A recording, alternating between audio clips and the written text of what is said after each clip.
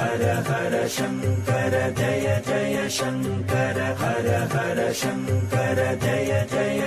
ஓம் நமோ பகவதே ஸ்ரீ ரமணாய.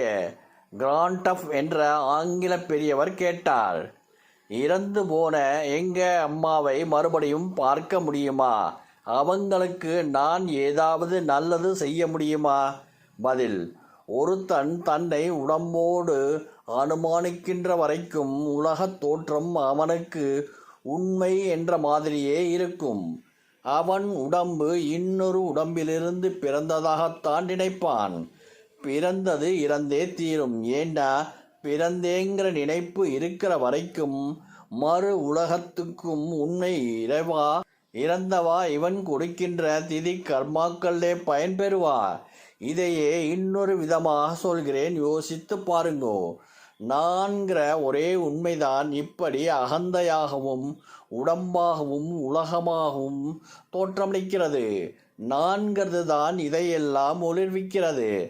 ஆனால் அகந்தை இதை மறைத்து உடம்பை பிடித்து கொண்டு நம்ம உடம்புதான் இன்னொரு பிறந்ததாகவும் இந்த உலகம் ஏதோ சாஸ்வதமாக இருப்பதாகவும் நம்ப வச்சு இந்த வாழ்க்கையை துன்பமாக மாற்றிவிடுகின்றது. நாம் படம் மாதிரி போட்டுத்தான் வந்தோங்கிறதை மறந்து விடுகிறது. உண்மையிலேயே பிறப்பு. அதனால் நாம் பிறந்த உடனேயே அம்மாவை மறந்துட்டோம்.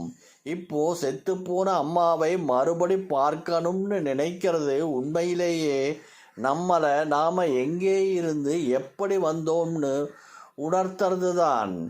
இதை மறைப்பதெல்லாம் நாங்கிற அகந்தை.